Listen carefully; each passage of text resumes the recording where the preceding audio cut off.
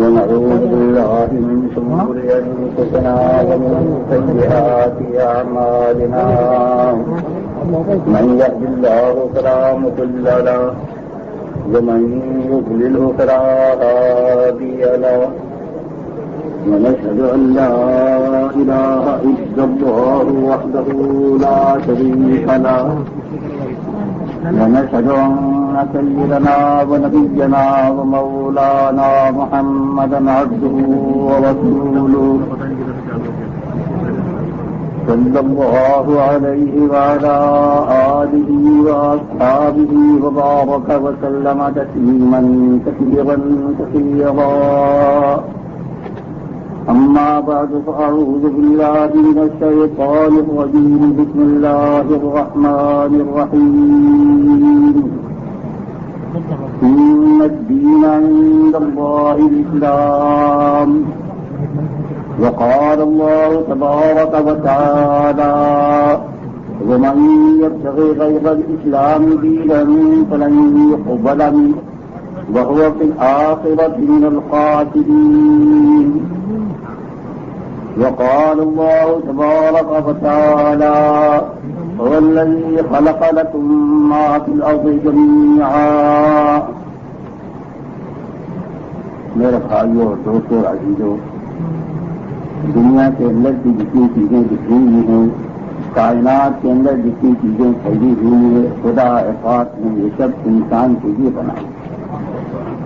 جو بھی چیز ہے اللہ جل شانہ امن والہ نے انسان کے کام آنے کے لیے، انسان کے فائدہ پہنچانے کے لیے پیدا فرمایا.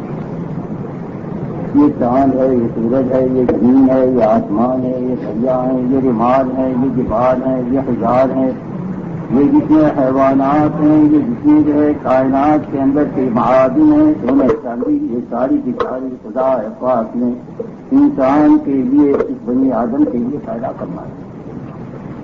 ہر چیز اپنے کام میں لگی ہوئی ہے اس انسان کو فائدہ پہنچانے کے لیے، اس کے کام آنے کے لیے، اس کے نفع پہنچانے کے لیے. خدا پاک نے اس کو دوسری آیت میں فرمایا وَسَخَّرَ لَكُم مَّا فِي السَّمَاوَاتِ وَمَا فِي الْأَرْضِ جَمِيعًا. آسمانوں میں اور زمینوں میں جتنی چیزیں ہیں خدا پاک نے تمہارے ہی کام آنے کے لیے بنائی ہیں، انسان ہی کے فائدہ پہنچانے کے لیے خدا پاک نے پیدا فرمایا ہے، ان کو وجود مرحمت فرمایا.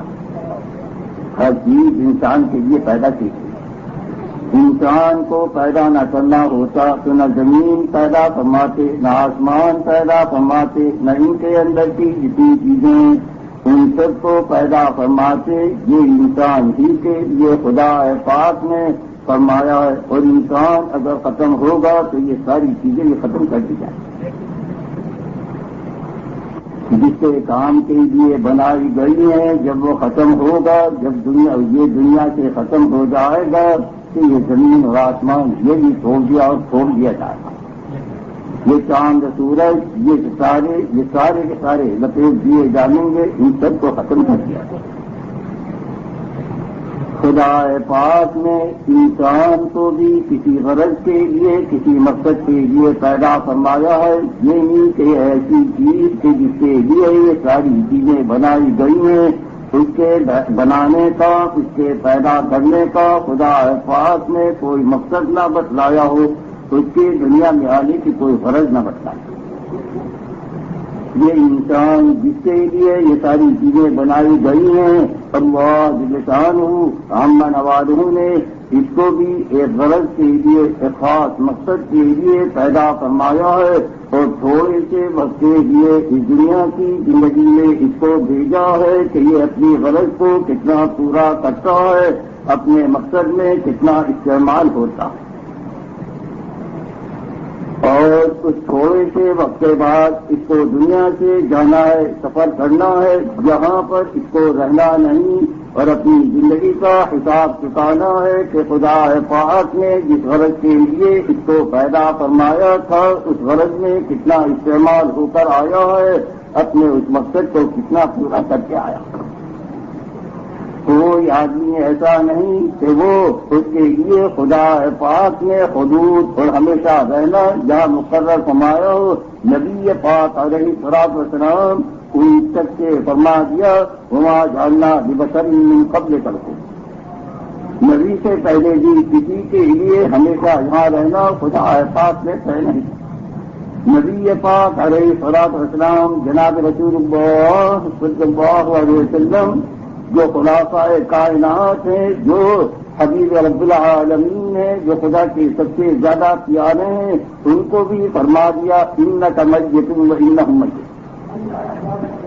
بہرحال جتنے دنیا کے اندر آئے ہیں، جتنے بھی پیدا ہوئے ہیں، وہ سارے کے سارے جانے کے لیے ہیں، اور جانے والا ہر ایک اپنی دنیا کی زندگی کا حساب اس کو چکانا ہے کہ خدا پاک نے جس غرض کے لیے بھیجا تھا اس غرض کو پورا کر کے آیا ہے، اس مقصد پر پورا اتر کر آیا ہے، یا اس کو بھول کر یا اس کو چھوڑ کر آیا۔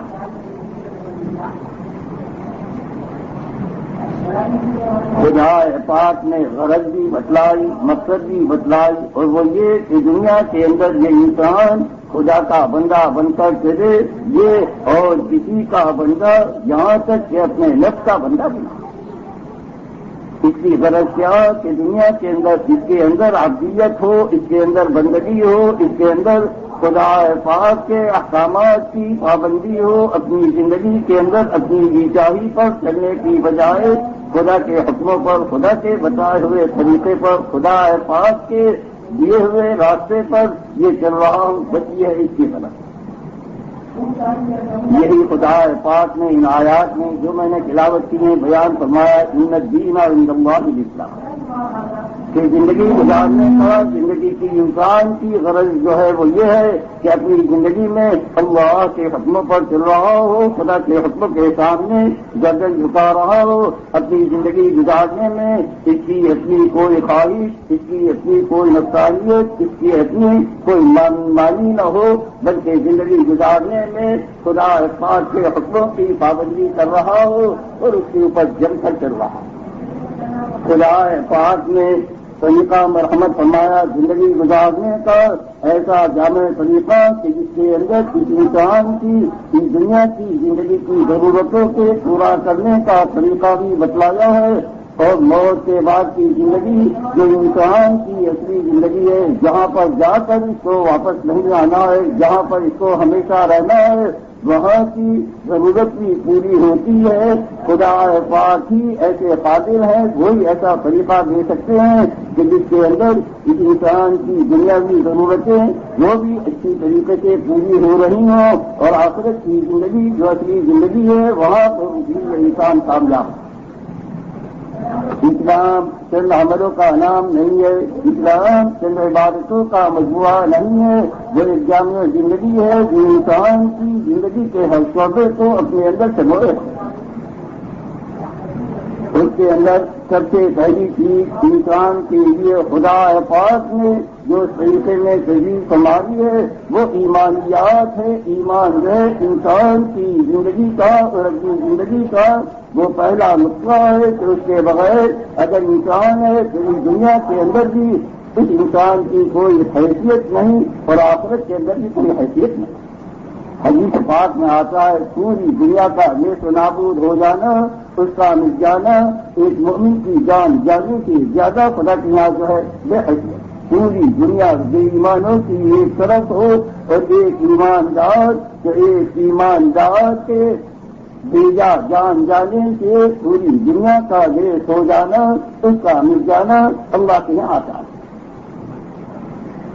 پہلا نقطہ انسانی زندگی کا وہ اس کے ایمان کا ہے۔ ایمان جو ہے وہ اس کی اصلی سرمایہ ہے، وہ اس کی اصلی دولت ہے۔ بے ایمان انسانوں کی خدا پاک کے یہاں کوئی قیمت نہیں، کوئی حیثیت نہیں۔ جناب رسول اللہ صلی اللہ علیہ وسلم ایک مرتبہ تشریف فرما تھے، ایک آدمی گیا، ظاہر کی حیرت اس کی بہت اچھی تھی، کپڑے بھی اس کے بہت اچھے تھے اور سواری کے اوپر سوار چلا جا رہا تھا۔ آپ نے اس کے بارے میں ارشاد فرمایا کہ اس آدمی کے بارے میں تمہارا کیا رائے ہے، کیا خیال ہے؟ صحابہ کرام نے عرض کیا کہ یہ آدمی ایسا ہے کہ اگر بات کہے تو اس کی بات کو سنا جائے، اور اگر یہ پیام نکاح دے تو اس کو قبول کیا جائے، سفارش اگر کرے کسی کی تو اس کی سفارش کو مانا جائے. آپ تشریف فرما کے اسی مزید تھوڑی دیر میں ایک آدمی گزرا جو ظاہری حالت کے اندر خستہ تھا اور شکستہ تھا. آپ نے ارشاد فرمایا کہ اس کے بارے میں کیا رائے؟ عرض کیا کہ یہ آدمی ایسا ہے کہ اگر بات کہے تو اس کی بات سنی نہ جائے اور کسی کو پیام نکال دیے تو اس کو مانا نہ جائے اور کسی کی سفارش کرے تو اس کو قبول نہ کیا جائے. آپ نے ارشاد فرمایا ویسوں سے پوری دنیا لبالب بھری بھی ہو اللہ کے یہاں یہ بندہ جو ہے اس سے زیادہ قیمتی. غرض میں عرض کر رہا تھا کہ اللہ کے یہاں انسان کی زندگی گزارنے کا جو جامع طریقہ ہے اس کی بنیادی چیز اس کی اولین چیز پہلی چیز تو ایمان ہے.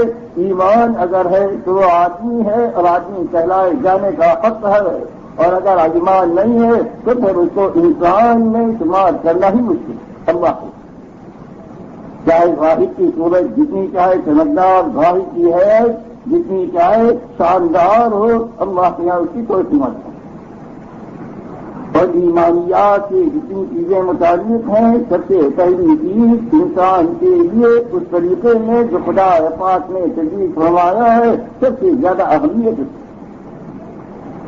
اس میں خدا کی صفات کی خدا کے وجود کی خدا کی باتوں کی خدا کے احکامات کو وجود کا یقین اس کے اندر آ جاتا ہے. یہ یامن صلی اللہ ملائکتہ وکتبہ خدا کی ذات پر ایمان ہو یقین ہو لیکن ایسا نہیں جیسی ہماری سمجھ ہے جیسے خدا کی ذات جیسے اپنی قدرت میں جیسے اپنی صفت میں ہے ویسا ہمارے اندر یقین ہو. یہ نہیں جیسا ہم نے جانا ہو جیسا ہم نے سمجھا کما ہوا باسمائہ و صفات.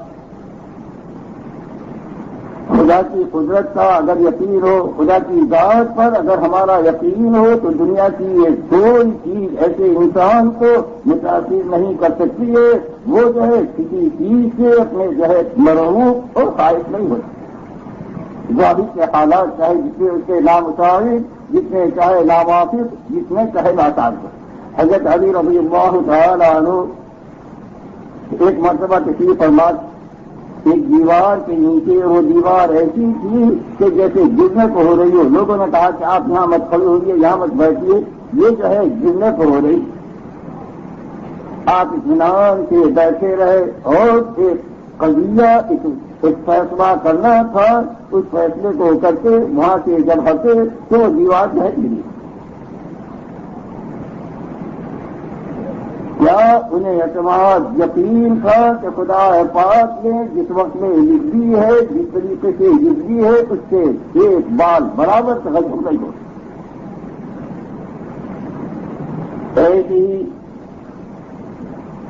ایک رات کو دیکھا کہ کچھ آدمی آج کی جو ہے پہرے داری کر رہے چوکی داری کر رہے فرمایا تم بیٹھے ہو تم پہرے داری کر رہے ہیں. آپ کے پہلے پہرا دینے کے لیے آپ کی حفاظت کے لیے آپ کی چوکی داری کے لیے آتا ہے.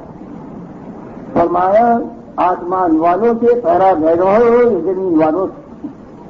آج کیا کہ آسمان والوں سے کون پہرا دے سکتا ہے زمین والوں ہی سے پہرا دے. یہ ارشاد فرمایا جاؤ آرام کرو زمین میں جب تک کچھ نہیں ہوتا جب تک کہ آسمان میں فیصلہ نہیں ہو جاتا.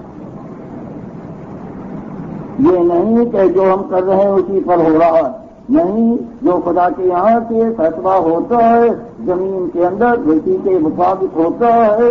خدا پاک کے ایک بندے ہیں فرشتے وہ خدا کا جو حکم ہوتا ہے وہ کرتے ہیں اور خدا کے حکم سے سرے منہ تجاوز نہیں کرتے. اللہ کے حکم سے ذرا سی روگردانی نہیں کرتے. اللہ کا جو حکم ہوتا ہے فرشتے کرتے ہیں فرشتوں کے کرنے ہی سے ہوتا ہے. یہ انسان یہ سمجھتا ہے کہ میرے کرنے سے ہوتا ہے. خدا کا ایک غیبی نظام ہے جو فرشتے کرتے ہیں اس کے ذریعے سے ہوتا ہے. یہ انسان اس کو خدا پاک نے اسباب دیے ہیں. ان اسباب میں یہ مشغول ہونے کو فرمایا ہے. اس میں مشغول ہونا اس بات سے کہ انسان دھندے سے لگا رہے بس آپ خدا ہی کے کرنے سے ہوتا ہے. دنیا کے اندر دیکھ لو جتنی چیزیں ہیں جتنا کام انسان کرتا ہے اگر انسان کے کرنے سے ہوتا تو کوئی انسان دنیا میں ناکام نہ ہوتا اپنے کام کے اندر. لیکن کتنے ہیں پوری محنت کرتے ہیں، پوری کوشش کرتے ہیں اور نتیجے کے اعتبار سے سوائے ناکامی کے اور کچھ نہیں حاصل ہوتا. اس سے ہی پتہ چلتا ہے، اس سے ہی معلوم ہوتا ہے کہ کرنے والی کوئی اور ذات ہے، کسی اور کا فیصلہ وہی نافذ ہے، وہی جاری. لیکن ہماری زبانوں پر یہ ہے، لیکن ہمیں یقین نہیں. یقین کی اگر یقین اگر ہو تو یہ ہے بھائی ایمان، یہ ہے ایمان کی صفت. اور یقین ہو تو آدمی کسی جگہ پر اپنے جو ہے نہ پریشان ہوگا، نہ اس کے اندر کوئی حیرانی ہوگی، نہ اس کے اندر جو ہے کسی جگہ پر بھی غلط قدم اٹھانے کی ہمت ہے. پہلی چیز اس طریقہ حیات میں جو خدا پاک نے اپنے بندوں کے لیے تجویز فرمائی ہے وہ تو ایمان. خدا پاک جو اپنے بندوں کو پیدا فرمانے والا ہے وہ کرم فرما کر بندوں کے لیے اطلاع دی، عبادات کی، وہ اعمال بھی دیے کہ جن عملوں کے کرنے سے انسان کے اندر خدا کی مان کر خدا کے بندہ بن کر چلنے کی صفت کے اندر قوت آتی ہے، اس کی استعداد میں ضلع پیدا ہو. یہ عبادات، یہ نماز، روزہ، زکات، حج، سیاحت کہ انسان کے اندر یہ صفت پیدا ہو کہ ہر چیز کے اندر خدا کے حکم کے مطابق چلنے کی قوت اس کے اندر آئے، اپنی جی چاہی پر قدم اٹھانے کی بجائے خدا کے حکموں پر قدم اٹھانے والا بن جائے. اور نماز ایسی چیز ہے کہ خدا پاک نے اس کے اندر وہ صفت رکھی ہے کہ نماز اگر حقیقی بن جائے، نماز کے اندر اگر قوت آ جائے، نماز کے اندر اگر جان آ جائے تو ان الصلاۃ تنہی عن الفحشاء والمنکر، بے حیائیوں سے، برائیوں سے روکتی ہے. اور ایمان کے ساتھ اس کا اتنا تعلق ہے، ایمان کے ساتھ اتنا رابطہ اور وابستگی ہے کہ خدا پاک نے نماز کو ایمان کے ساتھ تعبیر کیا ہے. قرآن پاک میں فرمایا وما کان اللہ لیضیع ایمانکم، یہاں ایمان سے مراد نماز. جب تحویل قبلہ ہوا پہلے نماز پڑھی جاتی تھی بیت المقدس کی طرف منہ کر. حضور پاک علیہ الصلوۃ والسلام ہجرت فرما کر مدینہ منورہ تشریف لے گئے. جی آپ کا چاہتا تھا کہ بیت اللہ وہاں جا کر 16-17 مہینے کے بعد اللہ کی طرف سے حکم آیا کہ بیت اللہ کی طرف منہ کر کے نماز پڑھی جائے. صحابہ کرام رضی اللہ تعالی عنہم کو یہ خیال پیدا ہوا کہ جن لوگوں نے بیت المقدس کی طرف نماز پڑھی ان کی نماز کا کیا حکم. تو خدا پاک نے آیت نازل فرمائی وما کان اللہ لیضیع ایمانکم، یا ایمان سے مراد نماز، کہ اللہ تمہارے ایمان کو ضائع نہیں فرما دے گا. یعنی وہ نمازیں جو جانے والوں نے بیت المقدس کی طرف پڑھی ہے اللہ ان کو قبول فرمائے. تو دوسرا شعبہ اس زندگی کے طریقے کا جو خدا پاک نے اپنے بندوں کے لیے تجویز فرمایا ہے عبادات ہیں، اور عبادات میں سب سے اونچی عبادت وہ نماز ہے. نماز ایسی اونچی عبادت ہے اور ایسا اس کا ایمان کے ساتھ تعلق ہے کہ خدا پاک نے نماز کو ایمان کے ساتھ تعبیر فرمایا ہے. قرآن کا دو شعبے ہوئے اس طریقہ حیات کے جو خدا پاک نے اپنے بندوں کے لیے تجویز فرمایا. ایک ایمانیات کا، ایک عبادات کا. دوسرا شعبہ وہ ہے معاملات کا. انسان دنیا میں آیا ہے، دنیا کے اندر کی یہ چیزیں ساری اس کے لیے پیدا فرمائی گئی ہیں. یا کاروبار کرتا ہے یا لین و دین کرتا ہے. خدا پاک نے انسان کو اپنے کاروبار سے، اپنے لین دین سے، اپنی ان چیزوں کے کرنے سے منع نہیں فرمایا. لیکن خدا پاک نے اس لائن میں بھی چلنے کا طریقہ بتلایا ہے. معاملات کے بارے میں بھی احکامات دیے ہیں. یہ نہیں کہ انسان جو چاہے کرے، جیسے چاہے کرے، نہ خدا کے راضی ہونے کی اس کو فکر ہو، نہ خدا کے ناراض ہونے کا اس کا ڈر ہو، اور اپنے اس پیٹ کی دوزخ کو جس طریقے سے چاہے بھر لے. نہیں، خدا پاک نے ایسا طریقہ دیا کہ اس طریقے پر یہ کاروبار کرنے سے خدا پاک افزا اس کو دنیا کے اندر بھی چین و راحت دیتے ہیں اور آخرت کی زندگی میں بھی اپنی معاملات میں صحیح چلنے والے کو بدلہ نصیب فرماتے ہیں.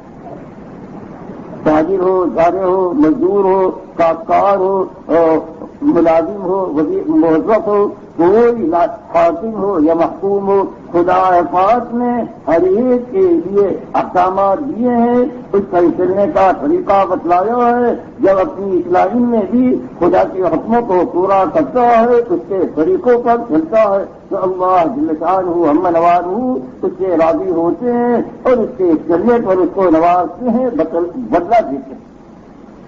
جو مزدور صحیح مزدوری کرتا ہو، جو مزدور اپنی مزدوری کرنے میں اللہ کے حقیقی پابندی کرتا ہو، مزدوری کرنے میں وہ رات کو تھک کر پڑ کر سوتا ہو تو اللہ اس آدمی سے بھی راضی ہوتے ہیں جو اپنی روزی کمانے میں، حلال روزی کمانے میں محنت کرتا ہو، اس کی کوشش کرتا ہو۔ جو آدمی کاروبار کرتا ہے، تجارت کرتا ہے، ایسے تاجر جو اپنی تجارت کے اندر احکامات خداوندیت کی پابندی کرتے ہوں، اس کے اندر اللہ کے حقوق مطابق چلتے ہوں، جو حدیث پاک میں آتا ہے ایسے تاجر جو ہیں قیامت کے دن نبیوں، صدیقین اور شہداء کے ساتھ اٹھائے جاتے ہیں۔ غرض میں یہ عرض کر رہا تھا، خدا پاک نے ہمیں زندگی گزارنے کا ایک جامع طریقہ دیا ہے، ایسا اس کے اندر دنیا کی ضرورتیں بھی پوری ہوتی ہیں اور آخرت کی ضرورت بھی پوری ہوتی ہے، اور یہ طریقہ خدا پاک ہی دے سکتے۔ ایسے ہی اس طریقہ حیات کی ایک لائن معاشرت۔ دنیا میں انسان رہتا ہے، انسان جو ہے مدنی طبع ہے، ایک دوسرے سے ملنے جلنے کی ضرورت پیش آتی ہے، تو خدا نے معاشرت، آپس میں رہن سہن، بود و باش، اس کے بھی احکامات دیے ہیں، اس کے بھی طریقے دیے ہیں۔ انسان اپنی زندگی گزارنے میں اس طریقے پر اگر معاشرت کرتا ہے تو معاشرت جو ہے وہ بھی اس کے لیے دنیا کے اندر تو باہمی محبت کے پیدا ہونے کا اور آخرت کے اندر خدا کے یہاں سے اس کا ثواب اور ملنے کا ذریعہ بنتا ہے۔ بیوی کے ساتھ، بچوں کے ساتھ، بھائیوں کے ساتھ، بڑوں کے ساتھ، چھوٹوں کے ساتھ، دوستوں کے ساتھ، پڑوسیوں کے ساتھ، اجنبیوں کے ساتھ، اپنوں کے ساتھ، ہر ایک کے ساتھ رہنے کا خدا پاک نے طریقہ بتلایا ہے۔ جب بھی اس طریقے پر چلیں گے معاشرت پاکیزہ ہوگی، دلوں میں محبت اور آپس میں تعلق پیدا ہو۔ ایک آدمی یمن سے چلا پیدل، پہلے زمانے میں نہ طیارے تھے، نہ موٹریں تھی، نہ ہوائی جہاز تھے، نہ وہ اپنے گھوڑوں کا اور اونٹوں کا سفر ہوتا۔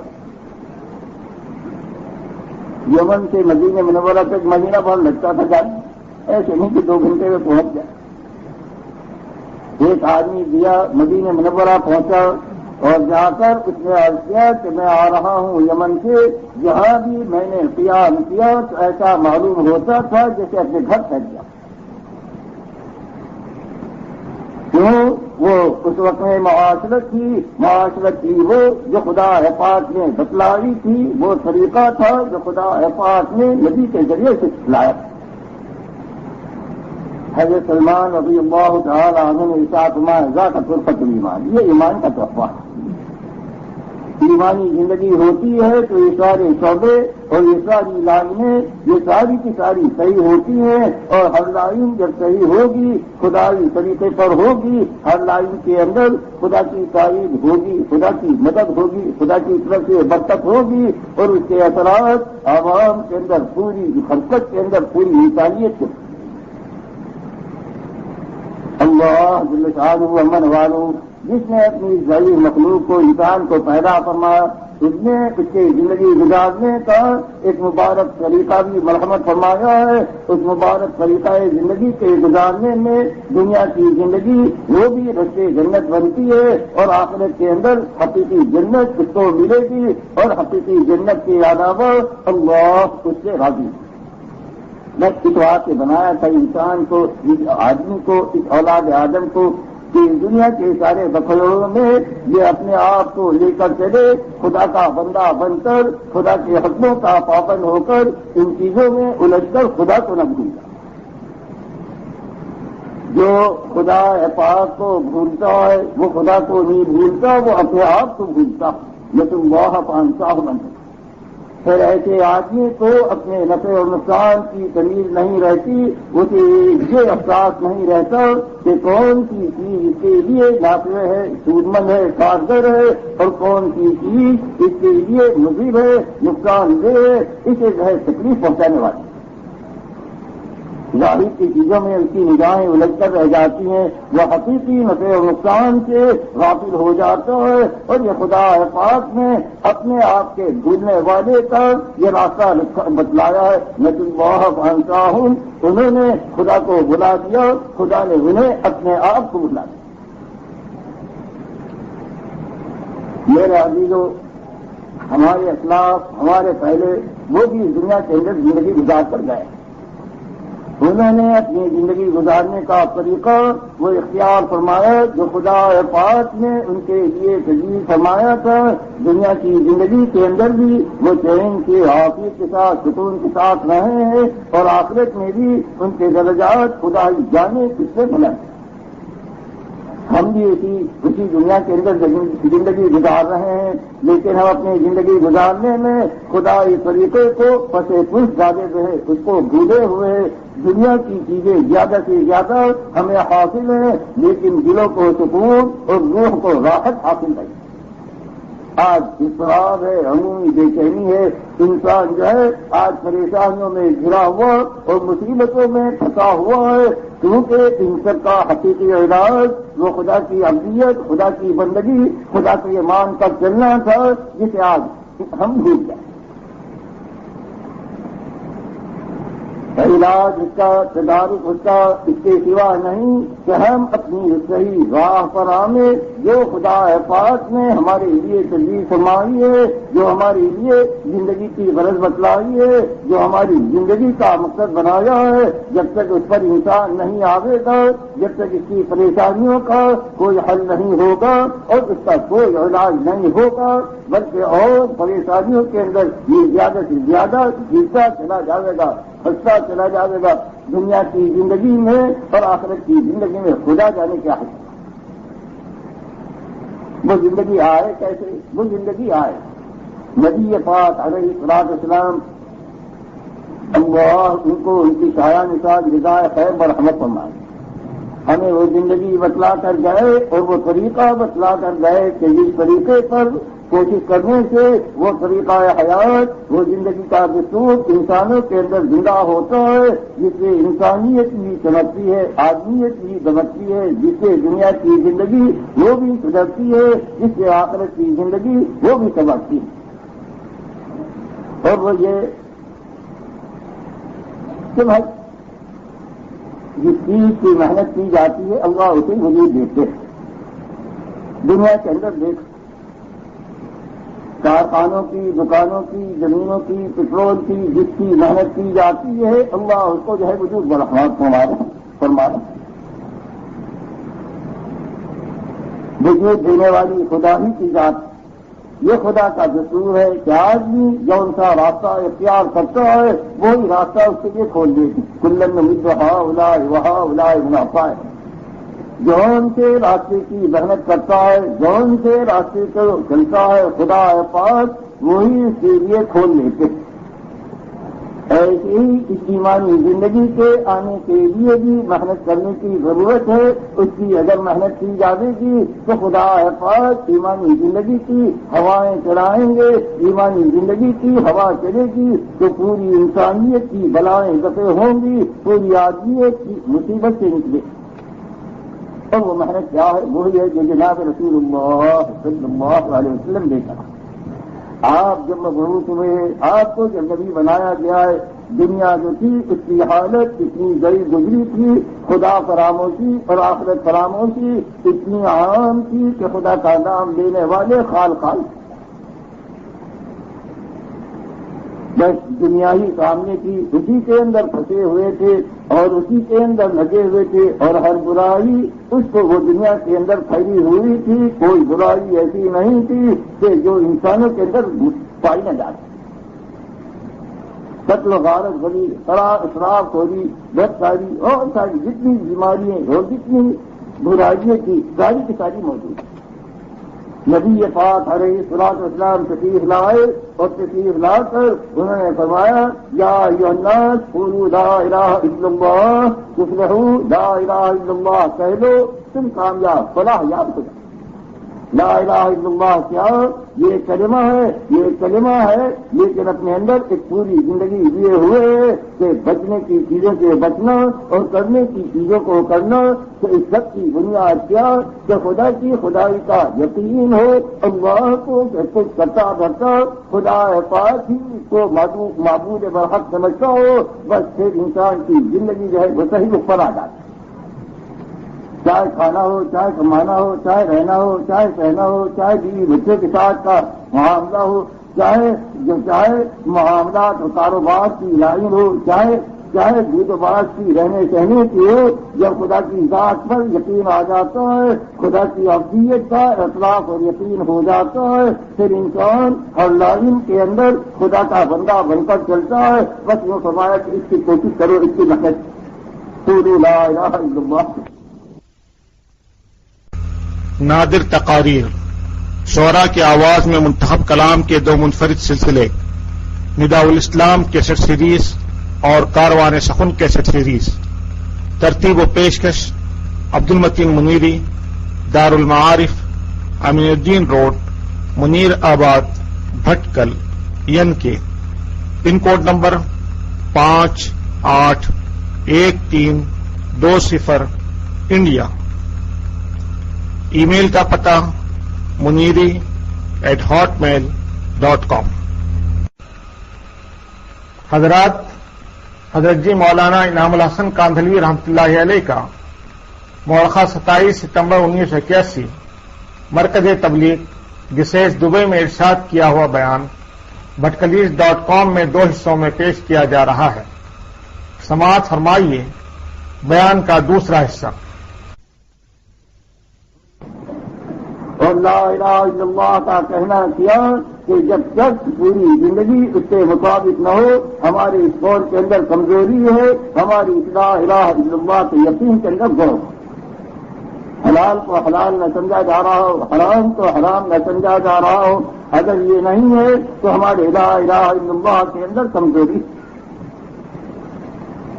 اور پھر جتنی اس پر محنت کی جائے گی کلمے پر اور نماز پر، جیسے میں نے عرض کیا تھا کہ نماز کا ایمان کے ساتھ اتنا گہرا تعلق ہے کہ خدا پاک نے نماز کو ایمان کے لفظ کے ساتھ تعبیر کر، کلمے اور نماز پر جتنی محنت کی جائے گی، اس کی جتنی کوشش کی جائے گی، ہماری زندگی وہ اس لائن پر، اس رخ پر آتی چلی جائے گی جو خدا پاک نے اپنے انسانوں کے لیے، اپنے بندوں کے لیے تجویز فرمائی ہے، اور زندگی جتنی اس رخ پر آتی چلی جائے گی، انشاءاللہ یہ دنیا کے اندر کی زندگی اور آخرت کی زندگی، دونوں زندگیوں میں یہ انسان کامیاب ہے۔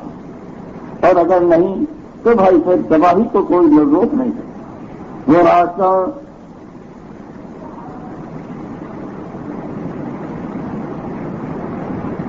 جو خدا پاک نے نہیں بتلایا اس کو چھوڑ کر اگر چلے گا، قابل قبول تو ہے ہی نہیں، اس کا انجام بھی اچھا نہیں، اس کا انجام بھی۔ بس میرا عزیز اور دوستو، یہ جو دعوت اور یہ جو جماعتوں میں نکلنا، یہ اس واسطے ہے کہ ہمارے اندر وہ محنت زندہ ہو کہ جس محنت سے خدا طریقہ حیات انسانوں کے اندر آ جائے، جو انسانوں کی نجات کا ذریعہ ہے، جو آدمیت کے چمکنے کا، جو آدمیت کے ابھرنے کا، جو آدمیت کے دنیا اور آخرت میں کامیاب ہونے کا۔ یہ تو ہے فیصلہ۔ اس کے لیے یہ آسان کی صورت، یہ آسان کی ترکیب خدا پاک نے اس زمانے میں ظاہر فرمائی کہ ہر مسئلے والا، ہر طبقے والا جون سا بھی مسئلہ کرتا ہو، جون کے طبقے کا فرد ہو، اپنی ذات سے اپنے عمل کے اندر صحیح چلتے ہوئے اللہ کے راستے میں نکل کر اپنے ذہن کو صاف کر رہا ہو، ذہن میں یہ بات جما رہا ہو کہ خدا ہی کے بندے ہیں، خدا ہی کی مان کر چلنا ہے، اپنی زندگی میں خدا ہی کے حکموں کی تابع داری کرنا ہے، جماعت میں نکل کر باہر نکل کر جب اس کو سوچیں گے، اسی کو بولیں گے، اسی کو کریں گے تو خدا پاک ہمارے ایمانوں میں قوت پیدا فرماوے گا اور ہمارے عملوں میں درستگی آئے گی، ہماری معاشرت بھی صحیح ہوگی، ہمارے اخلاق بھی بلند۔ اور جب وہ محنت کی جائے گی تو اس محنت سے خدا پاک یہ دینی زندگی زندہ فرمائیں گے۔ بغیر محنت سے خدا کا دستور یہ ہے کہ کوئی چیز کھلتی کھولتی نہیں ہے۔ یہ بڑے بڑے کارخانے ہیں، بڑی بڑی دکانیں ہیں، بڑی بڑی جائیداد ہیں، اگر ان کے اوپر کوشش کرنا، ان کے اوپر محنت کرنا چھوڑ دیا جائے تو پھر وہ اچھی سے اچھی چلتی ہوئی دکان وہ جو ہے برباد ہو جاتی ہے۔ اچھے سے اچھا کارخانہ اگر اس کے اوپر جان نہ لگائی جاوے، اس کے اوپر محنت نہ کی جائے تو وہ ویران ہو جاتا ہے، اجڑ جاتا ہے، خراب ہو جاتا ہے۔ تو وہ نورانی زندگی، وہ ایمانی زندگی جو بہت لطیف زندگی ہے، وہ اس کی اگر محنت نہ کی جائے تو وہ کیسے باقی رہ سکتی؟ یہی وجہ ہے کہ آج ہمارے اندر سے وہ ایمانی زندگی نکلی ہوئی ہے۔ نام چاہے ہم اس کا لیتے ہوں، لیکن حقیقت کو اگر دیکھا جائے تو اس ایمانی زندگی سے ہم بہت دور ہیں، بہت اجنبی ہیں۔ یہ تو خدا کا کرم ہے کہ اس کا نام بھی اتنا قیمتی ہے، جن کے پاس اس کا نام بھی نہیں، یہ آدمی اس سے بہت قیمتی ہے واقعی۔ لیکن خالی لفظ ہو، حقیقت سے خالی، تو اس کا وہ فائدہ نہیں ہوتا جبکہ وہ لفظ اور حقیقت کے ساتھ۔ آپ جو ہے کھانا کھانا کہتے رہیں، زبان سے کھانا کہتے رہیں، لیکن کھانا موجود نہ ہو تو اس سے پیٹ نہیں بھرے گا، اس سے قوت حاصل نہیں ہوگی، اس سے غذا کی ضرورت پوری نہیں ہوگی۔ لیکن زبان سے تو آپ کھانا نہ کہیں اور بیٹھ کر کھانے میں تو وہ ضرورت ساری پوری ہو جائے۔ ایسے ہی اگر ہم ایمان کے الفاظ نہ کہیں اور ایمانی اعمال بجا لاتے رہیں، اپنے اندر ایمانی صفات کو اختیار کرتے رہیں، تو اللہ نے ایمانی اعمال پر، ایمانی صفات پر جن چیزوں کا، جن مددوں کا، جن رحمتوں کا، جن برکتوں کا وعدہ فرما رکھا ہے وہ ہمیں حاصل ہوں گی، چاہے ہم زبان سنائیں۔ لیکن اگر ہمارے پاس زبانی لفظ ہی لفظ ہے، حقیقت ہے نہیں، ایمان ایمان ایمان اس کا لفظوں بولتے ہیں، لیکن اس کی حقیقت ہمیں حاصل نہیں، اس کی صفات ہمارے اندر پیدا ہے، اس کی صفات ہمارے اندر موجود نہیں ہے، اور اس کے تقاضے پر ہماری زندگی نہیں گزر رہی ہے، تو یہ خالی الفاظ ہی اس سے بیکار نہیں ہے، لیکن حقیقت کا جو فائدہ ہوتا وہ حاصل نہیں ہے۔ بس میرا عزیز اور دوستو، یہ جماعت میں نکلنا اسی واسطے کہتے ہیں کہ ہمارے اندر ایمانی زندگی زندہ ہو، ایمان کے محنت کرنے والے ہوں، پھر اللہ کی مدد ہمارے سامنے حال ہوگی، دنیا کے اندر بھی کامیاب ہوں گے اور آخرت کے اندر بھی کامیاب ہوں۔ اس کے لیے یہ تین چلے، یہ چلا جو کہا جاتا ہے، یہ کوئی بڑی بات نہیں۔ ضرورت کے اعتبار سے ضرورت تو یہ تھی کہ جب تک ہماری زندگی صحیح رخ نہ آ جائے، جب تک ہم کسی دوسری طرف نگاہ اٹھا کر نہ دیکھیں۔ لیکن آج ہم اپنی اس اصلی زندگی سے اتنے اجنبی، اتنے بیگانہ ہو گئے کہ اس سے تو کہنے کی بھی ہمت نہیں ہوتی۔ لیکن اس سے بھی کیا گئے گزرے ہوئے بھائی، تھوڑا تھوڑا اپنی ان محنتوں کے ساتھ جو ہم کر رہے ہو، سرخنداری کر رہے ہو، دکانداری کر رہے ہو، نوکری کر رہے ہو، مزدوری کر رہے ہو، زراعت کر رہے ہو، کاشتکاری کر رہے ہو، ان سب کے ساتھ ہم اس محنت کو جوڑ لیں جس سے ہم اپنی زندگی کی غرض کو پہچان کر صحیح چلنے والے بن جائیں۔ ورنہ دنیا کی چیزوں میں تو ہم نے دیکھا ہے، جو چیز اپنی بگڑ جاتی ہے جب تک صحیح نہ ہو جائے اسے سامنے ہی نہیں لاتے، موٹر ہے خراب ہو جائے اسے لے جا کر ورک شاپ میں کھڑا کر دیتے ہیں کہ بھائی جب صحیح ہوگی جب چلائیں گے۔ یہ ہماری زندگی جو سراسر بگڑی ہوئی ہے، سراسر اس کا سول ہلا ہوا ہے، سراسر اپنے طریقے سے ہٹی ہوئی ہے۔ اب تو یہ تھا کہ جب تک یہ صحیح راستے پر نہ آ جائے ہم کسی طرف دیکھیں گے، لیکن ہم اپنی اس گزار سے اور ہم اپنی اس غلط راہ روی سے اتنے بیگانہ ہیں، آج اس سے کہنے کی بھی ہمت نہیں۔ لیکن اتنا تو کر سکتے ہیں کہ اپنے سارے گندے کریں، سارے مشورے کریں، اس کے اندر سے اپنے آپ کو تھوڑے تھوڑے وقت کے لیے نکال کر اپنی اس بیماری کا علاج کرتے رہیں اور اپنے شعبوں کے اندر صحیح طریقے پر خدا کے حکم کے مطابق چلتے ہیں۔ سرخندار سرخنداری میں، دکاندار دکانداری میں، مزدور مزدوری میں، موظف اور ملازم اپنی ملازمت کے اندر جب ہر جگہ میں ایمانداری سے کرنے والے انسان ہوں گے تو ہر شعبے میں خدا کی طرف سے برکت بھی آئے، یہ ایمان کے ساتھ برکت تو ہے۔ بس اس کے لیے قیمتی چیزیں کو تو کہتے ہیں بتلائیے تو کون کی انوکھی اور کون کی جو ہے بیجا بات ہے ضرورت کے اعتبار سے یہ تین چیزیں، یہ ایک چیزیں بہت تھوڑا ہے اور سب کو اس کا حقیقت ہے کہ جب تک زندگی کی راہ صحیح نہ ہو جائے ہم کسی اور چیز کی طرف اب فرماؤ اس کے لیے کون تیار ہے تین چیزوں کے لیے ضرورت ہے نہیں کہ آج ہماری زندگی کی گاڑی اپنی راہ سے ہٹی بھی ہے نہیں، بالکل ہمیں خدا پر اتنا یقین نہیں ہے جتنا ہمیں اپنی جیبوں کے اندر کے پیسوں پر یقین ہے۔ دنیا کی چیزوں پر جتنا ہمارا بھروسہ ہے جتنا ہمیں خدا کے وعدوں پر بھروسہ ہے، یہ ہماری بیماری ہے۔ بھائی دیکھو یہ تو اب تک تو کہنے کی بات تھی، اب کرنے کی بات ہے، اصل جو ہے کرنا ہے بھائی، بات جو ہے کرنے کے لیے ہے، کرنا ہر سب کو اپنے اپنے ہر ایک کو اپنا اپنا کرنا ہے۔ ہر کو لوگوں میں ایک چیزا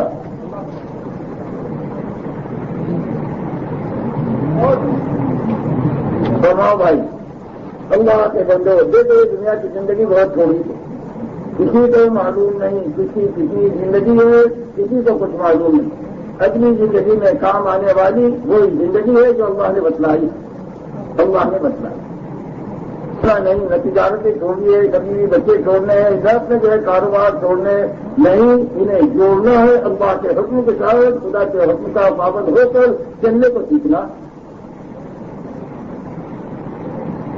اور پھر ایسا آدمی جس کے اندر ایمان ہوتا ہے، ایمانی صفات ہوتی ہیں، وہ ہر جگہ پر اللہ کے بھروسے پر قدم اٹھاتا ہے، کوئی چیز اس کے اندر جو ہے رکاوٹ نہیں ہوتی۔ اور یہ کتنی چیزیں ہیں جن سے آدمی ڈرتا ہے پھر اس سے ہی اس کا ڈر نکل جاتا ہے، ظاہر کی کتنی چیزیں ڈر تو ہوتا ہے پہلے سے، لیکن آدمی خدا کے بھروسے پر قدم اٹھاتا ہے تو معلوم ہوتا ہے یہ ساری چیزیں خالی خوف ہی خوف، خالی اپنا ڈر ہی ڈر کا، حقیقت خدا ہی دینے والے۔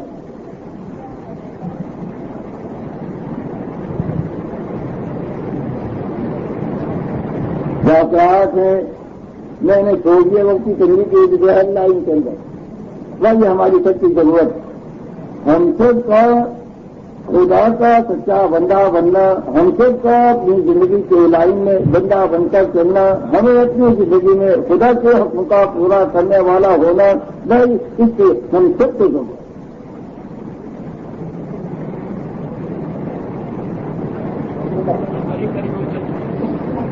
یہ بات جو ہے کرنے ہی کے لیے تم کرنے کا ارادہ کرو، اللہ برکت فرماوے، اللہ مدد فرماوے، خدا پاک تم کو دریا فرماوے پورے انسانوں میں زندگی کے صحیح لحاظ پر چلنے کے زندہ ہونے کا۔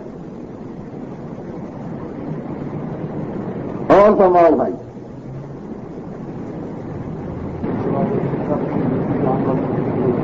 اللہ قبول فرماوے، اللہ لسان دارین کی ترقیات سے مالا مال فرماوے، خدا پاک اپنے مقربین میں شامل فرماوے، خدا پاک عباد صالحین میں داخل فرماوے۔ فرماؤ بھائی پہلے تو راستہ کے چلنے سے طے ہوگا، راستہ کے چلنے سے طے۔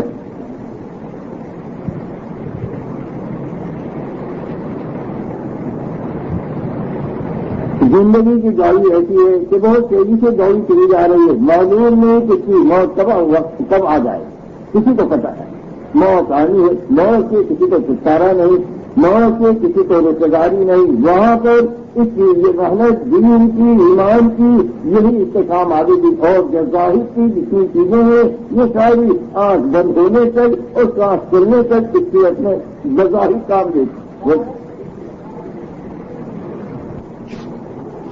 تو یہ تو ہر مرنے والی کی ضرورت ہے، ہر مرنے والی، جسے مرنا ہے، جسے دنیا سے سفر کرنا ہے، جسے خدا کے سامنے پیش ہونا ہے، جسے نبی پاک علیہ الصلوۃ والسلام کو صورت دکھانی ہے، بس اس کی راہ، دینی راہ یہی سمجھنے کی، یہی سمجھنے کی، یہی کامیاب ہونے کی علاوہ جون سا راستہ جب بھی اختیار کیا گیا ہے اس کے اندر ناکامی ہی سامنے آئی۔ اللہ نے قوموں کے سلسلے قرآن پاک میں بیان کیے، حدیث پاک اور آیات مبارکات میں سوچ کر اس لیے نتیجہ بتلایا گیا۔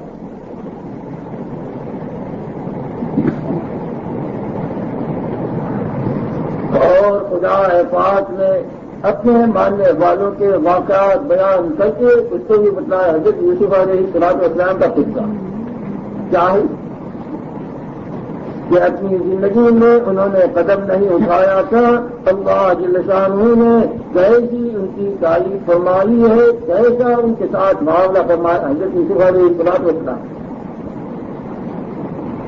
جب زلیخا نے انہیں جو ہے بچلانے کی کوشش کی تو جو آپ فرمائی رب سینا حب الیہ مما یدعوننی، اے اللہ اس کے جو جیل خانہ کرتا ہے، یعنی زندگی کی غلط راہ، زندگی میں غلط راہ اٹھے اس کی بہتر چاہیے کہ میں جیل چلے جاؤں، اچھی جو حب الیہ مما یدعوننی وہ اللہ تصرفانی فیض اصل الیہ، اجنبی ماں کوئی سنوائی کرنے والا نہیں، لیکن خدا پاک نے اپنی قدرت سے دکھلایا شہر کی جگہ پر جہاں کوئی ساتھ دینے والا ہو، کوئی اپنے جو ہے ہمدرد نہ ہو، کوئی سنوائی کرنے والا نہ ہو، اور شہر سے اس کے اندر راستہ نکالنا۔ دو آدمی اور آئے جیل کے اندر، دونوں نے آ کر بس یہ خدا نے اپنا غیبی نظام دکھلایا ہے۔ یوسف علیہ الصلوۃ والسلام کو جیل خانے سے نکالنے کے لیے اللہ کا گھریلو نظام و مخفی نظام کیسے حرکت میں آیا۔ دو آدمی اور جیل میں آئے اور آ کر انہوں نے اپنے خواب بیان کیے، دیکھو یہ سارا غیبی نظام، وہ بھی اپنے مجرم، وہ بھی اپنے جو ہے بادشاہ کی نظروں کے اندر محسوس جیل میں آئے، لیکن اللہ جل شانہ قابل مطلق ہے، جس صورت سے چاہے اپنی جو ہے قدرت کا مظاہرہ کرنا۔ دو آئے اور آدمیوں کے بعد ان دونوں نے کہا کہ ہم نے خواب دیکھا ہے، آپ اس کی تعریف بتلا دیں۔ ایک نے یہ کہا کہ میں نے یہ خواب دیکھا، میں شراب بھی کروں گا خاص رقم۔ دوسرے نے یہ کہا میں نے یہ خواب میں دیکھا میرے چٹے پر خوان ہے، اس کے اندر کھانا ہے اور پرندے اس کے اندر سے لوٹ کر کھا رہے ہیں۔ خواب بیان کیا یوسف علیہ الصلوۃ والسلام، تو تمہارا کھانا آنے سے پہلے جو ہمیں تعلیم بتا دیا، یہ تو مطمئن کر دیا ہم نے کہ میں تمہارے ساتھ کی تعلیم دوں گا، لیکن ماں جی وہ اجازت دینی شروع کر یا تو آج اسی کے باب متصفون خیر ام اللہ الواحد القہار ما تعبدون من دونه الا اسماء سميتموها انتم وآباؤكم ما انزل الله بها من سلطان ان الحكم الا لله امر لا تعبدوا الا اياه ذلك الدين القيم ولكن اكثر الناس لا۔ پہلے دعوت دی، پہلے انہیں زندگی کی غرض بتلائی کہ ہمیں خدا پاک نے دنیا میں کیوں بھیجا ہے، اور وہ بتلا کر پھر انہوں نے جو ہے آپ کی تعبیر بیان کی۔ ایک بزرگوں کو فرمایا جس نے یہ کہا کہ میں دیکھا کہ شراب نکل رہا ہوں، فرمایا تم جو ہے پاسا کو جا کے شراب پلاؤ۔ اور دوسرا جس نے یہ کہا کہ میرے سر کے اوپر خواب رکھا ہوا ہے، پرندے اس میں سے لوٹ کر کھا رہے ہیں، فرمایا تجھے پوری چڑھائی جانے گی تو تیرے بدن کو لوٹ کر پرندے کھاتے۔ اور پھر یہ سمجھے جس کے بارے میں خیال تھا کہ یہ بادشاہ کا چاپی بنے گا اور اسے سناٹ میں آئے گا، ان سے سب بادشاہ کے سامنے جا کے میرا بھی تذکرہ کریں۔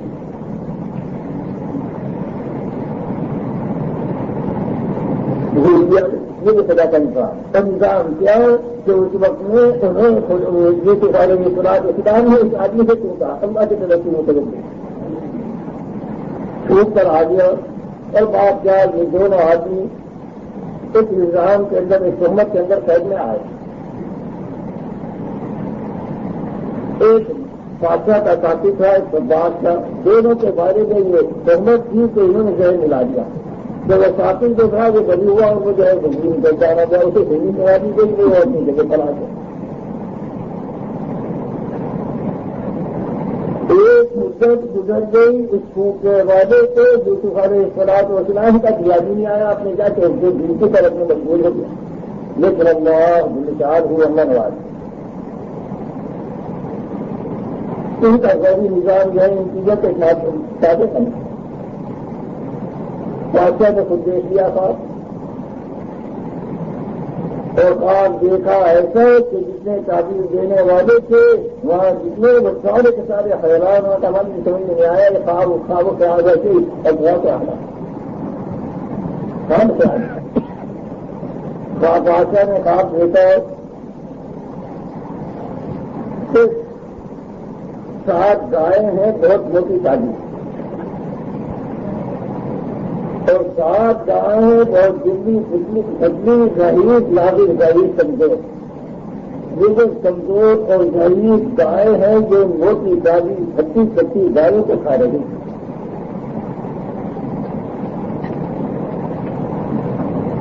اور 7 بالیں ہیں گیہوں کی جو ہری بھری چمچم اور 7 بالیں ہیں خوش بالکل سیکھی.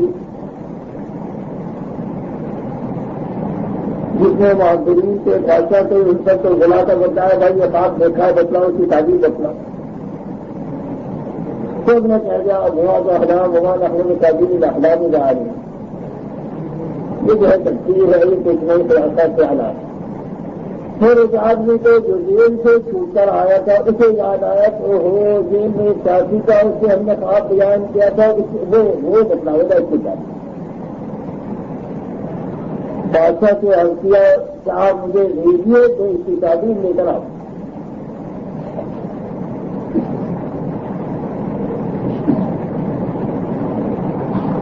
فرمایا ہاں تعبیر کرنا اور تعبیر فرمائی تعبیر غائب کی کہ 7 سال ایسے ہوں گے جن کے اندر خوب پیداوار ہوگی خوب کھیتی ہوں گی خوب پیداوار ہوگی. اور پھر اس کے بعد 7 سال ایسے قہر کے آئیں گے تو پہلے سالوں میں جتنی پیداوار ہوئی تھی وہ سب کے پہلے ختم ہو جائیں گے. 7 گائے ہوئی تھی تو آگے ان کے لیے ہوتی جاؤ پیداوار ہوگی خوب اچھی طریقے سے دوارے کے لیارے ہو جائے. لیکن اس کے بعد کے جو 7 سال آئیں گے وہ ایسے ہوں گے کہ اس کے اندر قحط ہوگا اس کے اندر جو ہے پیداوار نہیں ہوگی. اور پہلے جو 7 سالوں میں پیداوار ہوئی تھی ان 7 سالوں میں وہ ختم ہے. جا کر بادشاہ کو یہ تعبیر بتلائی تو بادشاہ نے کہا یہ کیا ہو تو میرا پاس بس دیکھو خدا ہے پاس چاچا گلی گزار دیر خانے سے نکالنے کے لیے کتنا آپ نے جو ہے اندر کے اندر جو ہے بات کری. نہ باہر کا کوئی نمائندہ تھا نہ باہر کا کوئی محامی اور وکیل تھا نہ باہر سے کوئی بحث کرنے والا تھا. لیکن خدا پاک نے اپنے اس بندے کو جو اپنے غلط قدم اٹھانے سے جیل میں جانے کو محبوب بن گیا اور جیل میں جا کر بھی اپنے وظیفہ حیات کو پورا کرتا رہا دعوت دیتا رہا. اللہ نے یہ بادشاہ نے کہا تھا لیکن وہ اللہ کے بندے ایمان کے سچے اور سماج نہیں پہلے تحقیق کرو جس الزام میں مجھے جیل میں داخل کیا گیا تھا اس الزام سے میں بری ہوں.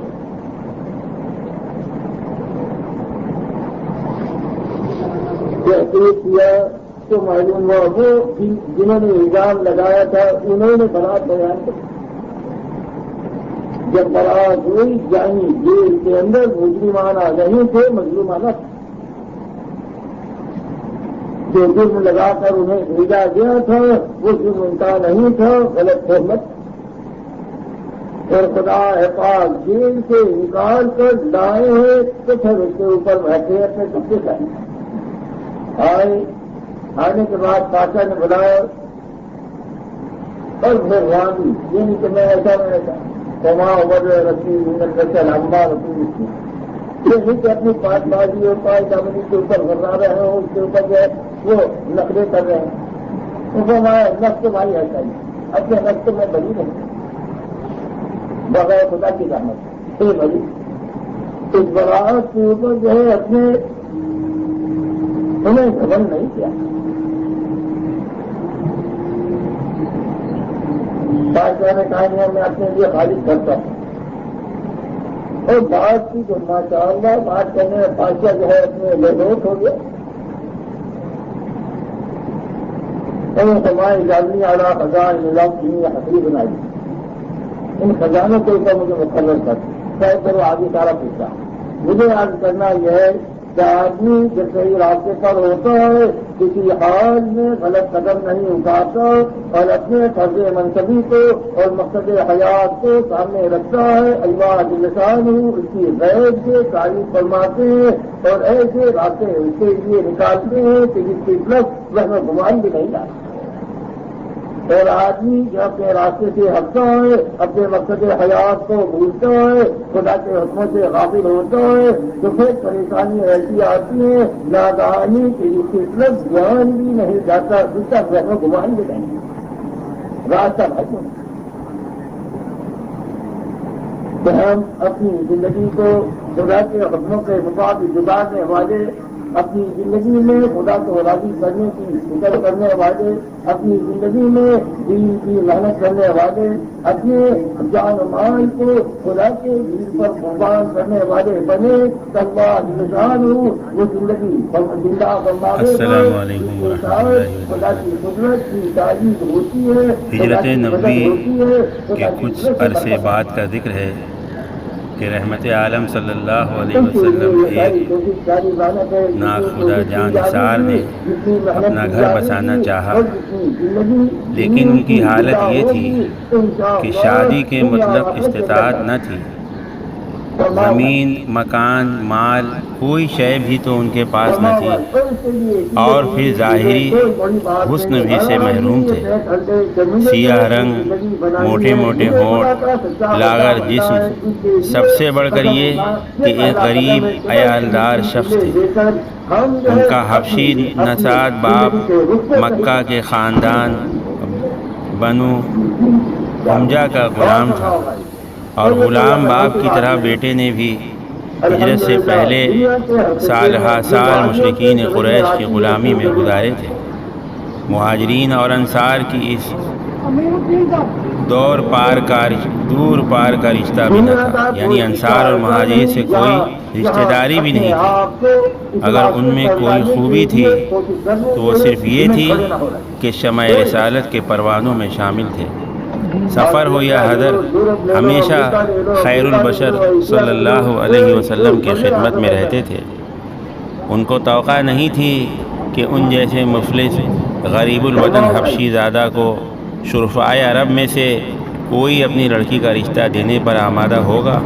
لیکن ان کی حیرت کی انتہا نہ رہی کہ جو ہی انہوں نے شادی کی خواہش کا اظہار کیا، تمام مہاجرین اور انصار نے جو شرفائے عرب کا خلاصہ تھے ان کے سامنے دیدہ و دل فراش رکھ دیے.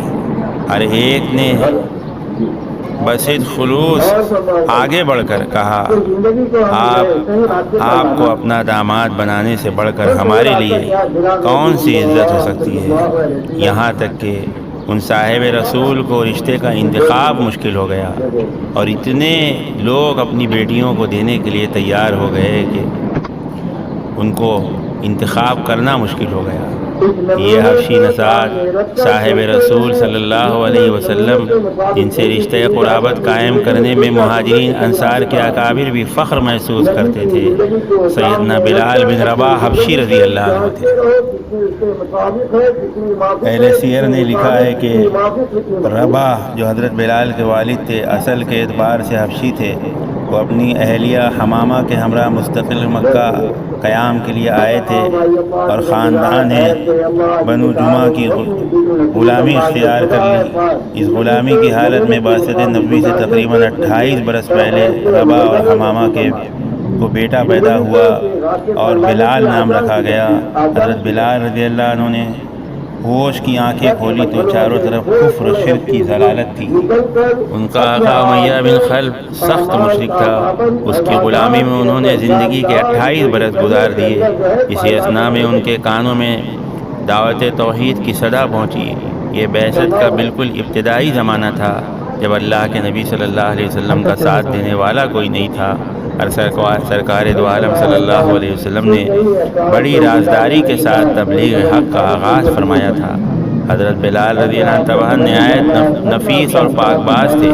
غالباً بعثت سے پہلے بھی وہ حضور صلی اللہ علیہ وسلم کے اخلاق عالیہ سے متاثر ہو چکے تھے۔ چنانچہ صدائے توحید سنتے ہی انہوں نے بلا تعامل اس پر لبیک کہا اور اپنا دل جان رسول عربی صلی اللہ علیہ وسلم پر نثار کر بیٹھے۔ ارباب سیر کا بیان ہے کہ وہ ان 7 سعید الفطرت ہستیوں میں سے تھے جنہوں نے سب سے پہلے توحید کو تھاما۔ اس طرح ان کو السابقون الاولون کی مقبول الہی جماعت میں شامل ہونے کا امتیاز حاصل ہو گیا۔ امیہ بن خلف کے کانوں میں حضرت بلال رضی اللہ عنہ کے قبول اسلام کی بھنک پڑ گئی۔ آگ بگولا ہو گیا اور اس نے حضرت بلال رضی اللہ عنہ کو بلا کر پوچھا، میں نے سنا ہے کہ تم نے کوئی اور معبود ڈھونڈ لیا ہے، سچ سچ بتاؤ تم کس کی پرستش کرتے ہو؟ حضرت بلال رضی اللہ عنہ نے دھڑک کر جواب دیا، محمد صلی اللہ علیہ وسلم کے خدا کی۔ امیہ نے آنکھیں لال پیلی کر کے کہا، محمد صلی اللہ علیہ وسلم کے خدا کی پرستش کرنے کا یہ مطلب ہے کہ تم مقدس لات اور عزا کا دشمن ہو گیا ہے؟ سیدھی راہ راست پر آ جاؤ ورنہ ذلت کے ساتھ مارے جاؤ گے۔ میں یہ ہرگز برداشت نہیں کر سکتا کہ تم لات و حبل کے نام لیوا کے غلام ہو کر محمد صلی اللہ علیہ وسلم کی خدا کی پرستش کرو۔ حضرت بلال صبح توحید کے نشے میں مست ہو چکے تھے۔